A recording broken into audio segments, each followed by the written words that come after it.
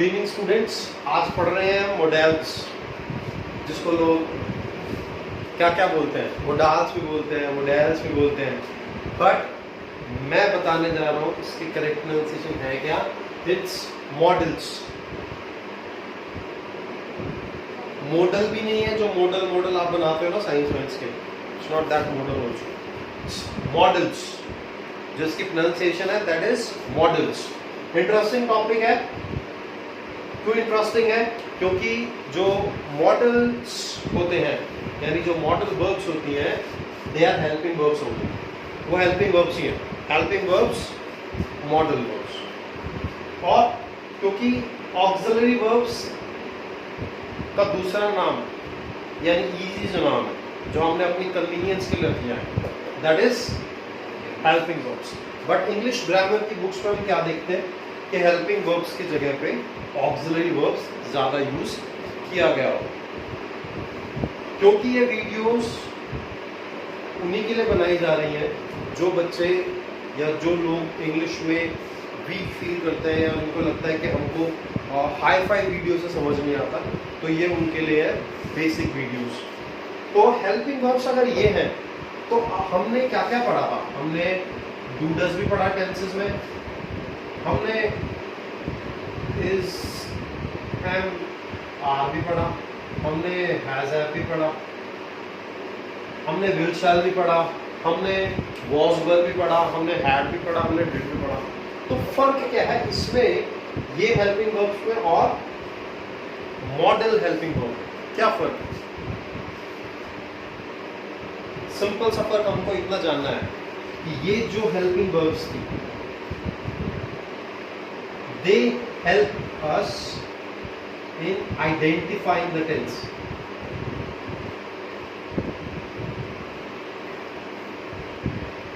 क्योंकि हमने जो टेंसेस सीखे वो ट्रांसलेशन मेथड से सीखे, तो मैं हमेशा टेंस के लिए पहचान ऊपर लिखता था कि उसको आप हिंदी वाले वाक्यों में कैसे पहचानोगे। बट स्टार्टिंग में मैंने ये भी बताया था कि हेल्पिंग वर्ब्स जो होती हैं, आप जब कोई इंग्लिश न्यूज़पेपर पढ़ रहे हो, इंग्लिश मैगजीन पढ़ रहे हो, इंग्लिश कोई बुक पढ़ रहे हो, तो जब वहाँ पे आपको सब कुछ इंग्लिश में है, तो आपको कैसे पता चलेगा कि एक पर्टिकुलर सेंटेंस किस टेंस का है? वो आपको हेल्पिंग वर्ब बताते हैं। ठीक है, इसका ये यूज होता है टेंसेस के अंदर। बट कुछ ऐसे सेंटेंसेस होते हैं जो आप सिर्फ टेंस के रूल से नहीं बना सकते, यानी टेंस में यूज हुई हेल्पिंग वर्ब से। तो आप उनके लिए क्या करते हैं? वो कौन से सिचुएशंस होते हैं? सिचुएशंस जिनमें हम लोग बात करते हैं पॉसिबिलिटी की। पॉसिबिलिटी मतलब क्या होती है? संभावना। एबिलिटी की, एबिलिटी मतलब होती है क्षमता। ठीक है, पास्ट हैबिट्स की यानी पुरानी आदतें। ठीक है, करेज की यानी हिम्मत की। ठीक है, नीड की यानी रिक्वायरमेंट की, जरूरत की। उसके अलावा परमिशन की। तो बहुत सारे ऐसे सेंटेंसेस बनते हैं जिसमें ये सब चीजों का यूज होता है, यानी इन सब भावों का इस्तेमाल होता है, इन सब इमोशंस का इस्तेमाल होता है। बट हम सिर्फ टेंसेस की हेल्पिंग वर्ब और वर्ब को यूज करके वो नहीं बना सकते। तो हमें टेंसेस की हेल्पिंग वर्ब को मॉडल या मॉडल हेल्पिंग वर्ब से चेंज करना पड़ता है। बात समझ आई? तो ये जो मॉडल हेल्पिंग वर्ब्स हैं उनका यूज, और जो टेंसेस की हेल्पिंग वर्ब्स हैं उनका यूज ये वाला है। अगर हमको इतना समझ आ जाएगा तो हमको ये मॉडल्स करने में प्रॉब्लम नहीं आएगी।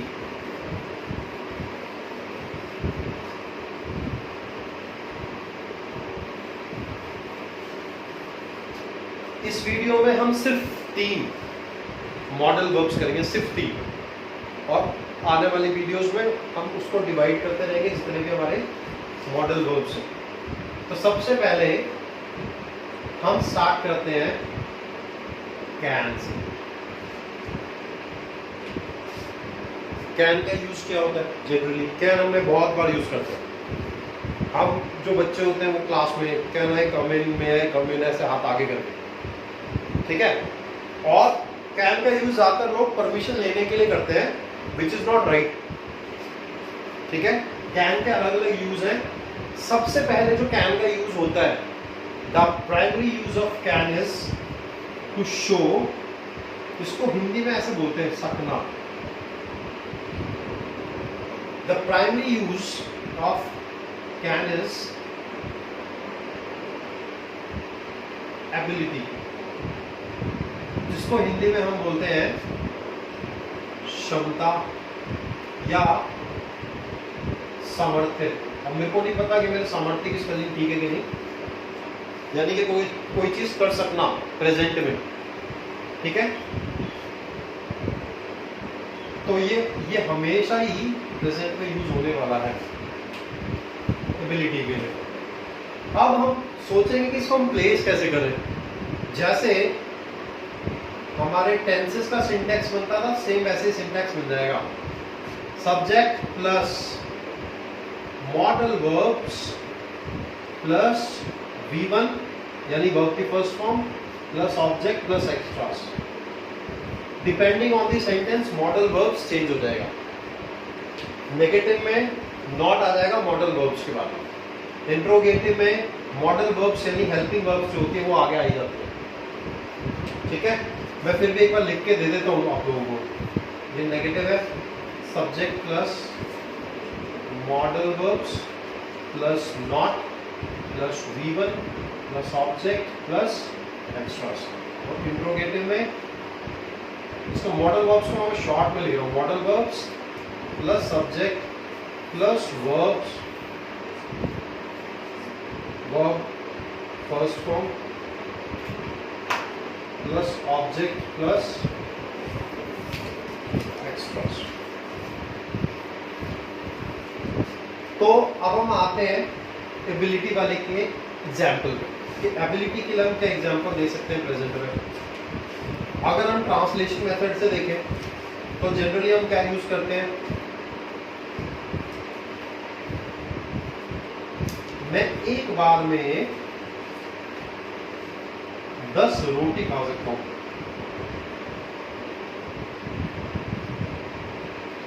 बहुत लोग होंगे जो 10 से ज्यादा भी रोटी खा सकते हैं, लेकिन बहुत सारे ऐसे भी तो होंगे जो 10 रोटी नहीं खा सकते। तो यानी कि मेरी क्षमता क्या है, मेरा सामर्थ्य क्या है कि मैं 10 रोटी एक बार में खा सकता हूं, ठीक है। तो अगर हम इस सेंटेंस को टेंसेस के ही तरीके से बनाएं ट्रांसलेशन मेथड से, so we have to understand what the verb is, what the subject is। हमारा काम इजी हो जाएगा। हमने सब्जेक्ट लगाया, पॉजिटिव सेंटेंस आए। अब क्योंकि खा सकता हूं और खा सकने में यानी सकना मतलब यूज हो रहा है किसके लिए, एबिलिटी के लिए। तो हम आंख बंद करेंगे और कैन लगा देंगे। और कैन के बाद वर्ब क्या है हमारी, खाना। खाने को ईट बोलते हैं। अब वो क्या खा रहा है, 10 रोटी, ठीक है। आप इसको रोटीज भी यूज कर सकते हो, चपातीज भी यूज कर सकते हो, ब्रेड्स भी यूज कर सकते हो। बट क्योंकि ये हिंदुस्तानी वर्ड है, हिंदी का वर्ड है रोटी, तो रोटी इस्तेमाल करना चाहिए। आई कैन ईट 10 रोटीज। अगर 10 को कुछ लोगों को शायद सब टू लगे, तो 10 रोटीज एक बार में एट वंस। अब मान लो कि हम यूज कर रहे हैं कि मैं एक बार में 10 रोटी नहीं खा सकता हूं, तो नेगेटिव लगा देंगे। I can not eat 10 rotis at once. Interrogative बना रहे, क्या मैं एक बार में 10 रोटी खा सकता हूं? तो simply can I eat 10 rotis at once. Sorry, positive, negative, interrogative. अच्छा, कैन नॉट को शॉर्ट में कॉन्ट्रैक्टेड फॉर्म होती है नेगेटिव की, कांट। ठीक है, कांट को हम हिंदी में बोलेंगे, बट इंग्लिश में, प्रॉपर इंग्लिश में बोलेंगे, it has to be can't. So you will say I can't eat 10 rotis at once. I hope ये पॉइंट क्लियर है. अब हम इसके अगले यूज पे चलते हैं. और जो आपको मैंने इसमें बता दिया पॉजिटिव, नेगेटिव, इंट्रोगेटिव बताने का, ये through out models same formula fit होगा. बस आपको मॉडल वर्ब्स चेंज करनी है. That's it. First use ability हम कर चुके हैं. इसको फिर से लिख देता हूं. I can eat 10 rotis at once. ये एबिलिटी के लिए हो गया. दूसरा परमिशन के लिए यूज होता है. अब आप सोचोगे परमिशन तो बताया था अभी कि यूज ही नहीं होता परमिशन के लिए, बट ये परमिशन लेने के लिए नहीं, टू गिव परमिशन, परमिशन देने के लिए ही इस्तेमाल होता है, सिर्फ परमिशन देने के लिए. ठीक है, तो आप क्या यूज करोगे? जैसे you can go whenever you want. जब भी तुम चाहो जा सकते हो, परमिशन है. ठीक है, अब you can go to play, तुम खेलने जा सकते हो, परमिशन. लेकिन सिर्फ परमिशन देने के लिए, परमिशन लेने के लिए हम इसको यूज नहीं करेंगे. अब क्या है कि एक और यूज है, थोड़ा सा इससे कंफ्यूज, थोड़ा सा आपको लगेगा कि क्या हो रहा है, थोड़ा कंफ्यूज करेगा आपको, बट कंफ्यूज होना नहीं है उसमें. फ्रेंडली रिक्वेस्ट करने के लिए आप बहुत लोगों को कैन का यूज करते देखेंगे, जिसमें आपको इंप्रेशन ये आएगा कि वो परमिशन मांग रहा है, बट वो परमिशन नहीं है. फ्रेंड्स हमसे परमिशन थोड़ी मांगते हैं, ये हम फ्रेंड से परमिशन थोड़ी मांगते हैं, बट फ्रेंडली रिक्वेस्ट तो कर सकते हैं बिना उनके स्पेस में एंटर किए. जैसे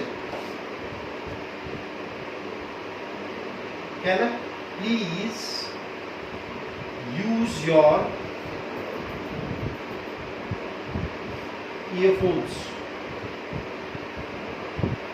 क्या मैं आपके या क्या मैं तुम्हारे ईयरफोन्स यूज कर सकता हूं? तो ये परमिशन नहीं है, ये फ्रेंडली रिक्वेस्ट है. हमको ये समझना पड़ेगा कि परमिशन हम किन से लेते हैं. परमिशन हम लेते हैं अपने एल्डर से, जो सिर्फ एज में एल्डर नहीं हो, जरूरी नहीं है कोई एज में एल्डर हो. मेरी जो एज है, मेरे से छोटे लोग अगर मेरे से ऊपर वाली पोस्ट में है, तो मेरे को उनको परमिशन लेनी पड़ेगी, और वो परमिशन के लिए अलग मॉडल यूज होता है. लेकिन अगर कोई मुझसे छोटा है या मेरी एज का है, मेरा फ्रेंड है, मेरे से बड़ा भी है, मेरा फ्रेंड है, लेकिन वहाँ पे मैं ऑफिस में नहीं हूँ, किसी सेमिनार में नहीं हूँ जहाँ पे मुझे एक प्रोटोकॉल फॉलो करना है, तो मैं क्या यूज करूँगा? परमिशन की जगह पे फ्रेंडली रिक्वेस्ट. और इसके अलावा, एबिलिटी के अलावा कई लोग इसको पॉसिबिलिटी के लिए भी यूज करते हैं. बट मेरा मानना यह है कि पॉसिबिलिटी क्या होगी? अगर मैं बोलूँगा कि वो चावल खा सकता है, ठीक है, तो जरूरी नहीं है ना कि उसके लिए हम कैन यूज करें, क्योंकि यहाँ चावल खा सकता है किस सेंस में बोला जा रहा है वो भी देखना है. अगर वो सही में ही पॉसिबिलिटी की सेंस में बोला जा रहा है, संभावना के सेंस में बोला जा रहा है, तो आप कैन यूज कर लो. बट वहाँ पे कैन की जगह मे भी यूज कर सकते हो, which is much better possibility के लिए. कैन का यूज तब करेंगे जब ऑप्शन में मे होगा ही नहीं, लेकिन जब ऑप्शन में मे है तो हम कैन का यूज नहीं करेंगे. तो एक डी वाला हम ले लेते हैं कि पॉसिबिलिटी के लिए भी यूज कर लेते हैं इसको. He can come anytime.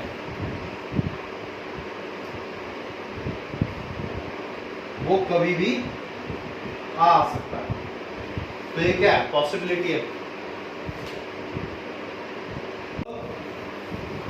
अगला करते हैं, इसके बाद अब कौन सा यूज होगा देख लेते हैं एक बार. Second one is could.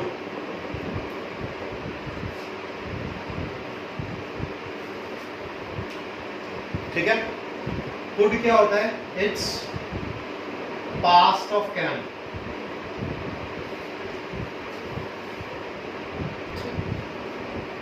So I repeat, could क्या होता है? Past of can. जितने भी ये मॉडल्स हैं, इसमें से कुछ मॉडल्स का यूज हम पास्ट में करते हैं।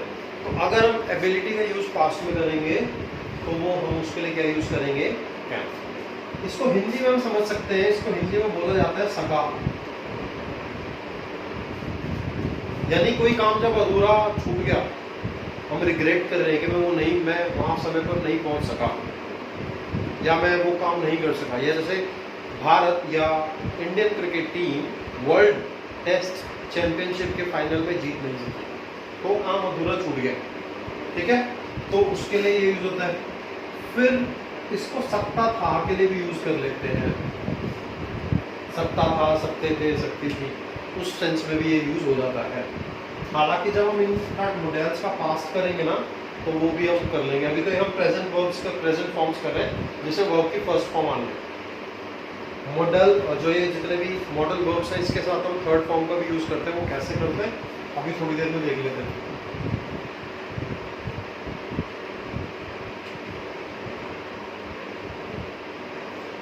और एक चीज और, बार बार बीच में मैं भी मॉडल्स बोल रहा हूँ, ठीक है, क्योंकि मैं इसको मॉडल से बोलते आया हूँ, बट करेक्ट प्रोनाउंसिएशन इसकी मॉडल है। तो हम क्या देखेंगे अब इसमें खुद को कैसे यूज करते हैं। फर्स्ट एबिलिटी जो कैन में थी, तो उसमें इसमें फर्क क्या है? वो प्रेजेंट में थी और ये पास्ट। दो तरह के सेंटेंस बनते हैं इसमें।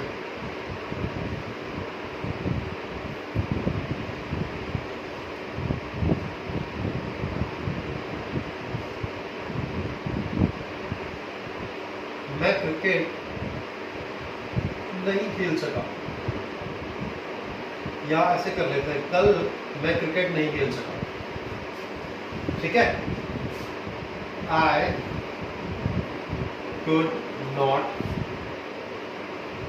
प्ले क्रिकेट yesterday, ठीक है, इसके लिए यूज होता है। और एक यूज उसका देख लेते हैं, ये सकता था वाला कैसे यूज होता है। भारत वर्ल्ड कप जीत सकता था, यानी एबिलिटी तो थी, पास्ट की बात कर रहे हैं, क्षमता तो थी, लेकिन जीत नहीं पाया अनफॉर्चुनेटली, ठीक है। तो हम क्या यूज करेंगे इसके लिए? India could win the world cup.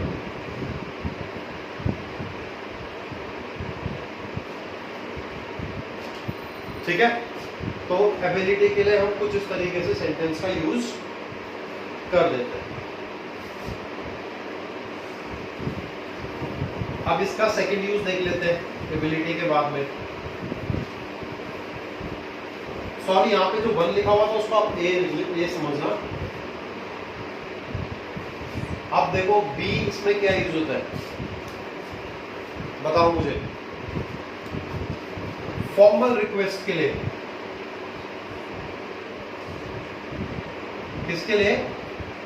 Formal request के। और फॉर्मल रिक्वेस्ट कैसे की जाती है, क्यों की जाती है?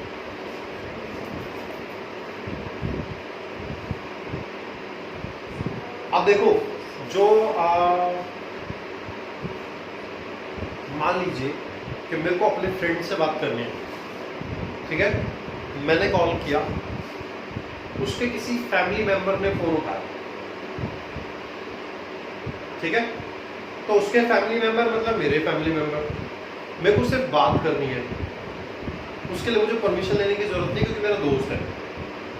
बट क्योंकि फोन किसी और ने उठाया तो मैं उनको रिक्वेस्ट कर सकता हूँ ना कि फोन उसको दे दे, मेरी बात करा दे, ठीक है। और क्योंकि अगर वो मुझसे बड़े हैं तो मुझे थोड़ी फॉर्मेलिटी से बोलना, क्योंकि जब हम बात करते हैं ना इंग्लिश की, हिंदी में तो हम कैसे भी टटपुंजियों की तरह कुछ भी बोल देते हैं, ठीक है। वी आर सो मैनरलेस, जब हम हिंदी में बात करते हैं कुछ भी बोल देते हैं, हम कोई भी वर्ड, कोई भी स्लैंग यूज कर देते हैं। बट जब इंग्लिश की बात आती है, English is the language of British. आप वहाँ जाते हो ना, वहाँ पे अगर आप एक अमेरिकन और एक ब्रिटिश में बहुत इजीली फाइंड आउट कर सकते हो कि कौन ब्रिटिश है कौन अमेरिकन है। अगर आप एक अमेरिकन को बोलोगे ना लिसन टू मी, तो वो बोलेगा I am listening, carry on. लेकिन अगर आप ब्रिटिश को बोलोगे ना क्या कि लिसन टू मी या प्लीज लिसन टू मी, तो एक ब्रिटिश आपको बहुत सिंपल सा, बहुत स्मूथ सा जवाब देगा और बहुत फॉर्मल जवाब देगा, please carry on, I am all years, कि मैं आपको ध्यान से ही सुन रहा हूँ, आप कैरी ऑन करिए। So there is a difference between the English that is used by Americans और ब्रिटिश। तो इंग्लिश जो है हम ब्रिटेन की फॉलो कर रहे हैं, ठीक है। सो फॉर्मल रिक्वेस्ट के लिए आप क्या यूज कर सकते हो, मैंने आपको एग्जांपल दे दिया। Could I please talk to Shivam, ठीक है, मेरा एक स्टूडेंट है शिवम। अब मान लो कि मैंने उसके घर फोन किया, अनफॉर्चुनेटली फोन उसका उसके पास नहीं था, उसकी मम्मी ने फोन उठाया या उसके पापा ने फोन उठाया, तो मैं सिंपली ये सेंटेंस बोल सकता हूँ, पूरा प्लीज टॉक टू शिवम, ठीक है। इसका मतलब क्या, मैं परमिशन नहीं मांग रहा हूँ, मैं उनसे रिक्वेस्ट कर रहा हूँ कि आप प्लीज फोन उसको दे दीजिए। ये कुछ ऐसा ही है जैसे अभी इससे पहले मैंने एग्जांपल दिया था ऑल ईयर्स। इसका मतलब ये थोड़ी मैं पूरा कान हूँ, इसका मतलब क्या, इसे मीनिंग क्या छुपा हुआ है, मेरे कान यानी जो जिनसे मैं सुनता हूँ वो आपकी तरफ ही है। So English is such a beautiful language, ये समझना पड़ेगा, ठीक है। फॉर्मल रिक्वेस्ट के लिए आपने क्या यूज किया, could I please talk to Shivam. अब इसके अलावा कुड का यूज हम किस में कर सकते हैं,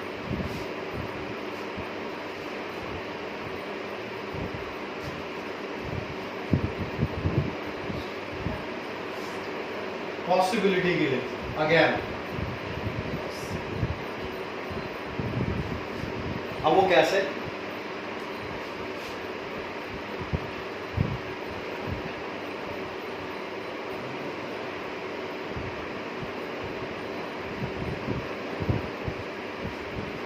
वो चावल भी खा सकता हो। मान लीजिए कोई दोस्त आया आपके घर में, ठीक है, और आपके घर में ना रोटी कम थी, उस टाइम पे खाना बन चुका था, रोटियां कम थी, चावल ज्यादा थे, लेकिन आपने उसे रोटी सर्व कर दी और बाद में बोल रहे कि रोटी कम पड़ गई, तो आप अपने फ्रेंड के बिहाफ पे क्या बोलोगे, क्या आप उसको चावल दे देते, वो चावल भी खा सकता था, यानी संभावना थी कि वो चावल भी खा लेता, ठीक है। तो इस सेंस में पॉसिबिलिटी है,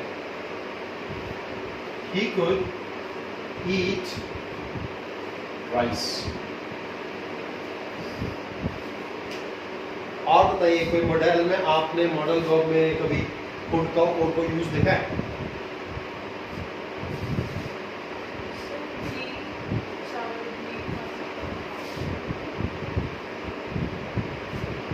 he could eat rice also, इस बी के लिए हमने also लगा दिया,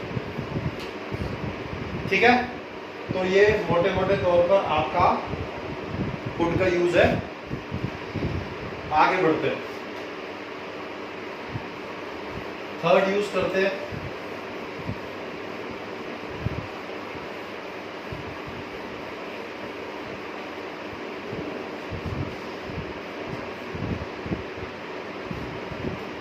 थर्ड यूज क्या है, विल बी एबल टू। ये क्यों यूज कर रहे हैं, क्या ये मॉडल वर्ब है, मॉडल वर्ब तो सिर्फ विल होती है, बट हमको ये समझना पड़ेगा प्रेजेंट में एबिलिटी के लिए हम क्या यूज कर रहे हैं, कैन।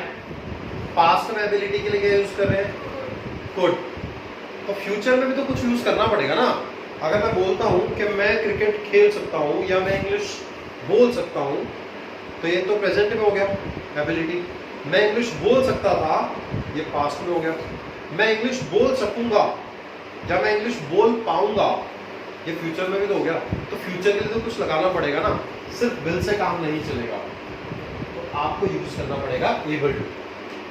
अच्छा, कुछ लोग क्या करते हैं, वो ऐसे कुछ यूज करते हैं कैन बी एबल टू, वो बहुत गलत होता है, क्योंकि कैन में ये एबल वर्ड ऑलरेडी छुपा हुआ है। क्योंकि जब मैंने कैन और कुड को एक्सप्लेन किया तो मैंने एबिलिटी यूज किया, एबिलिटी एबल से ही निकल के आया, ठीक है। एबल का ही मॉडिफाइड वर्जन, एडवांस्ड वर्जन है एबिलिटी। तो हम दो वर्ड एक साथ यूज करेंगे, दो वर्ड एक साथ यूज करेंगे तो वो लैंग्वेज जो होती है दैट बिकम्स सुपरफ्लुअस, ठीक है। क्या बन जाती है? सुपरफ्लुअस। तो आपको सुपरफ्लुअस लैंग्वेज यूज करने से बचना। इवन कॉम्पिटिटिव एग्जाम में अगर सुपरफ्लुअस कोई एग्जांपल आता है तो you have to mark that wrong, उसको देखना पड़ता है कि क्या गलत है उसके अंदर और उसको गलत को निकालना पड़ता है। तो कैन बी एबल टू कभी नहीं होता, सिर्फ कैन होता है। लेकिन क्योंकि विल अपने आप में कोई एबिलिटी शो नहीं करता है, तो यहाँ फ्यूचर में एबिलिटी शो करने के लिए हम बी एबल टू का यूज कर रहे हैं, ठीक है। सकेंगे, सकूंगा, एटसेट्रा, सकूंगी, ठीक है। सकेगा कुछ भी हो सकता है इसके, ये इसलिए एटसेट्रा लगा दिया मैंने। तो फ्यूचर में, जैसे फ्यूचर में कुछ भी यूज कर सकते हैं, he will be able to, या यहाँ पे ही की जगह ना हम यूज करते हैं Rishabh Pant. Rishabh will be able to play for India again, कि ऋषभ पंत जो है वो इंडिया के लिए दोबारा खेल सकेगा, खेल पाएगा। क्योंकि सबको पता है he had met with an accident हुआ था, पैर में इंजरी थी, लिगामेंट टूट गए थे, फ्रैक्चर्स थे छोटे मोटे, तो अब वो रिकवरी के मोड पे है, he is walking, लेकिन अभी इतने अच्छे से वॉक नहीं कर पा रहा है। बट सूनर और लेटर जब वो रिकवर कर लेगा तो इंडिया के लिए जरूर खेल सकेगा। बात समझ आई? तो ये तीन मॉडल्स थे हमारे, कैन, कुड और will be able to.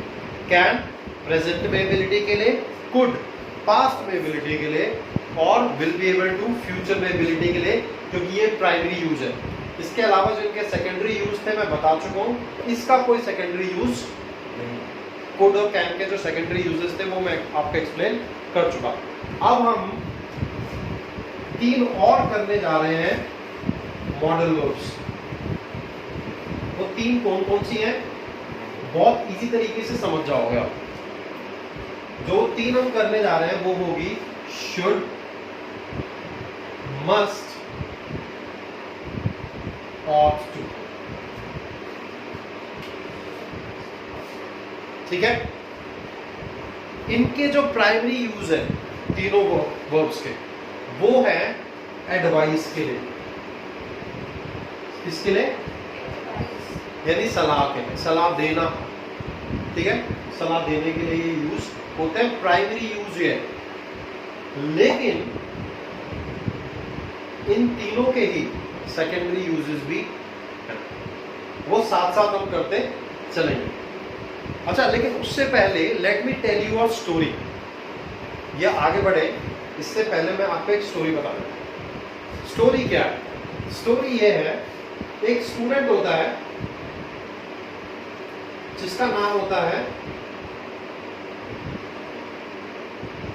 Harman. हाँ, मेरा एक स्टूडेंट हरमन, वो तो बहुत ब्रिलियंट स्टूडेंट था, ठीक है, बहुत एक प्रोडिजी था वो जितना ब्रिलियंट था, ठीक है, उतना अच्छा इंसान भी था, उतना अच्छा डिसिप्लिन भी था उसका, एवरीथिंग वाज देयर। कोई घमंड नहीं था, उसके पापा बड़े ऑफिसर थे, फिर भी कोई घमंड नहीं था उसको, ठीक है। तो हम उसका हरमन का एक एग्जाम्पल लेते हैं, ठीक है। Harman studies in 6th class, sorry 6th class नहीं, 8th क्लास, ठीक है, 8th क्लास में पढ़ता है। और उसके पापा उसको ना सलाह देते हैं 7th क्लास से वो 8th में है कि बेटा अब आपकी ना क्लासेस का स्टैंडर्ड बढ़ते जा रहा है, तो आपको थोड़ी ज़्यादा पढ़ाई करनी चाहिए, ठीक है। तो ये जो एडवाइस है, ये जो सलाह है, आपको क्या लगता है ये कैसी है? मेरे हिसाब से तो ये जनरल है, जिसको हम बोलते हैं सामान्य, यानी कि एक नॉर्मल से एडवाइस है। ठीक है, इसमें कोई जोर जबरदस्ती तो नहीं की गई, कोई इमोशनल ब्लैकमेल तो नहीं किया गया, तो ये क्या है? General advice. तो इसको हम यूज कर सकते हैं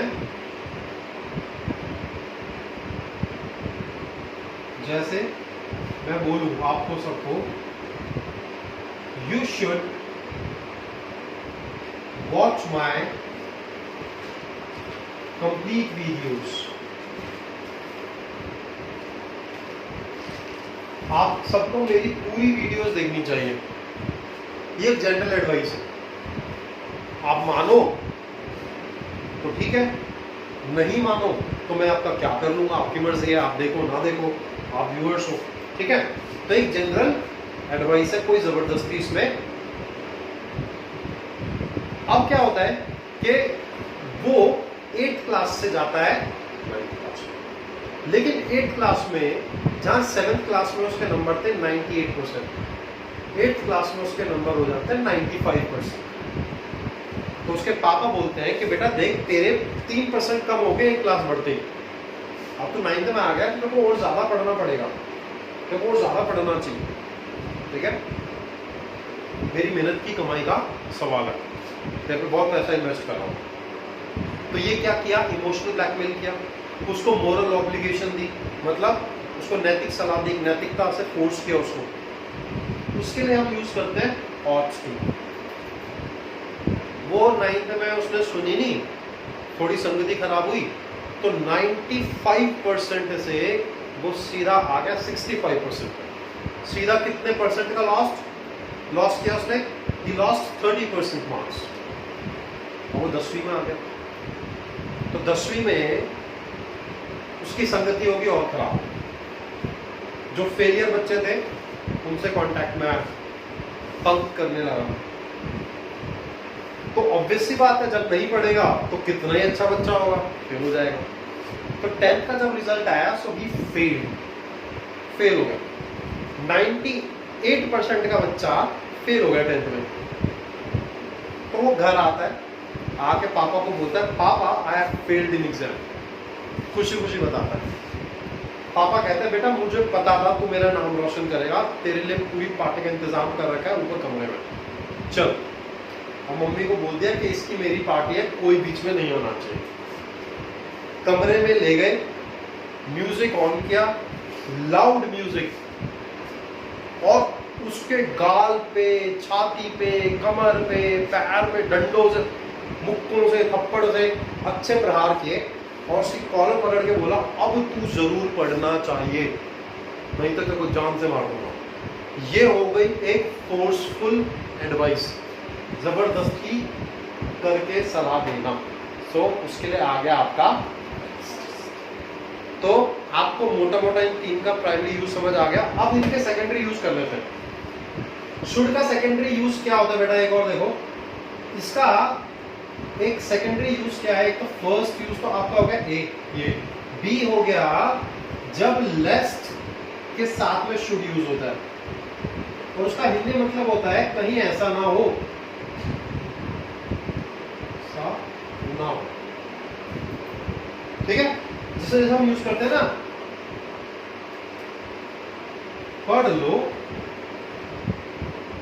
कहीं ऐसा ना हो कि फेल हो जाओ, कि फेल हो जाओ। तो जहां पे भी आप ऐसा कुछ देखो ना, कहीं ऐसा ना हो, तो समझ जाना लेस्ट और शुड इकट्ठा लगेगा। ठीक है, अब वो कैसे लगेगा ये देख लो। Study lest you should fail, तो लेस्ट और शुड लग गया। ठीक है, तैयार हो जाओ, कहीं ऐसा ना हो तुम ट्रेन मिस कर दो। ठीक है, get ready lest you should miss the train. Is that understood? तो यह आपका should का यूज था, सिंपल सा। अब हम बात करते हैं ought to पे आ जाते हैं।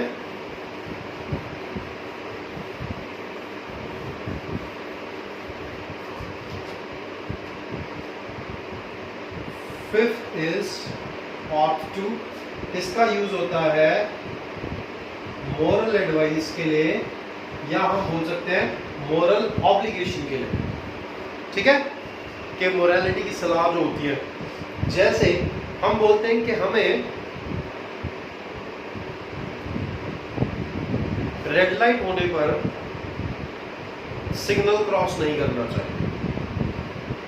ये साधारण सलाह नहीं है, ये एक नैतिक सलाह। क्यों नैतिक सलाह? क्योंकि जिससे इससे पहले वाला एग्जांपल क्या था कि आपको मेरी वीडियो पूरी देखनी चाहिए। उससे ना मेरे को नुकसान है कि अगर आप ना देखो तो ना आपको नुकसान है। ठीक है, ऐसा कोई जान की बाजी नहीं लग रही उसके अंदर। लेकिन रेड लाइट वाला जो एग्जांपल है इसमें नैतिक सलाह क्यों? क्योंकि अगर आप रेड लाइट होने पे ट्रैफिक, यानी जो ट्रैफिक लाइट है, सिग्नल लाइट है, उसको क्रॉस करते हैं, तो आप अपने साथ साथ दूसरे की लाइफ को भी रिस्क में डालो। ठीक है, तो आपको क्या यूज करना चाहिए यहाँ पे? Use ought not to। देखो नॉट तीसरे नंबर पर ही लग रहा है। You ought not to cross the signal when it shows red light। जब सिग्नल रेड लाइट शो करे तो आपको सिग्नल को क्रॉस नहीं करना चाहिए। मोरल एडवाइस एग्जाम्पल एक हो गया आपका। ठीक है, इसका दूसरे का एग्जाम्पल देख लेते हैं। दूसरा क्या होगा? ये सब एग्जाम्पल्स हैं प्राइमरी यूज और सेकेंडरी यूज का, इसमें कोई सीन नहीं है। तो अब हम इसमें देखते हैं। You ought to respect your teachers and elders। आपको अपने टीचर्स की और बड़ों की रिस्पेक्ट करनी चाहिए, उनका आदर करना चाहिए। ये वाला जो सेंटेंस है ना, मैं बहुत समय से सुनते आ रहा हूँ, मैं भी बोलता हूँ, लेकिन इसका यूज क्या कोई नहीं समझता। आजकल की जनरेशन तो बिल्कुल नहीं समझती। वो सोचते क्यों रिस्पेक्ट करें हम टीचर्स को, क्यों रिस्पेक्ट करें हम बड़ों को। वो इसीलिए जरूरी है, इसलिए नहीं कि आप टीचर्स को रिस्पेक्ट नहीं करेंगे तो आपकी कोई रिस्पेक्ट नहीं करेगा। इसलिए नहीं करते हैं क्योंकि यही दोनों होते हैं, आपके पेरेंट्स, आपके बड़े और आपके टीचर्स, जो आपका सेल्फलेसली भला चाहते हैं।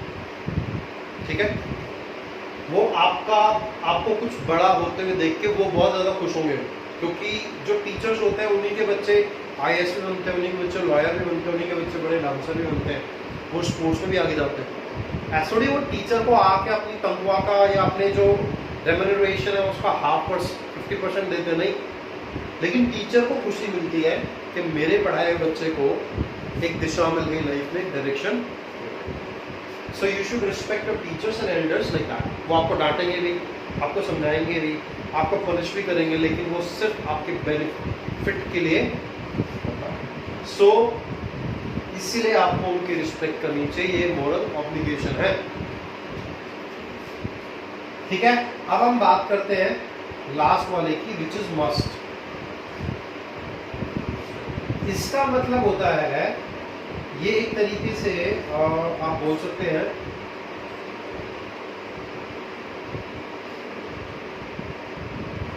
फोर्स्ड एडवाइस बोल सकते हैं इसको, यानी कि जोर देके कहीं भी बात के लिए हम यहाँ पे यूज करते हैं। जैसे you must attend class at 6 AM। तुमको 6 बजे क्लास जरूर अटेंड करनी चाहिए। जोर देके जब कहा जाए, जोर देके जब सलाह दी जाए, तो उसके लिए मस्ट का यूज होता ही, ठीक है। अब जैसे यू मस्ट वॉच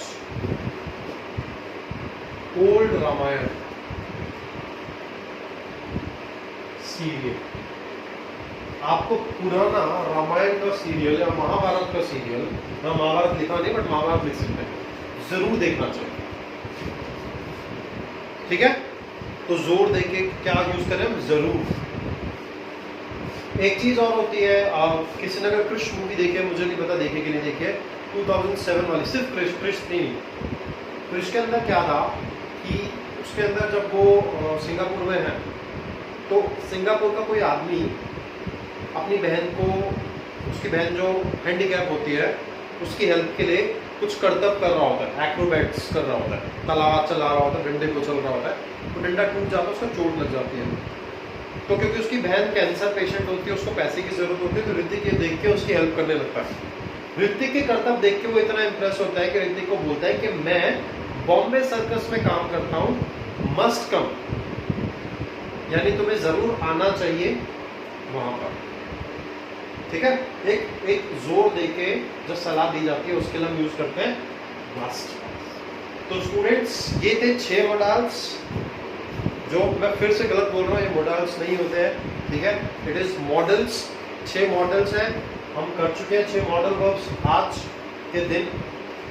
अगले जो बाकी मॉडल्स हैं वो हम आने वाले वीडियोस में कंप्लीट करेंगे। वीडियो को पूरा देखा करो और सीखा करो, वरना कोई फायदा नहीं होगा मेरे वीडियो बनाने का। Thank you so much.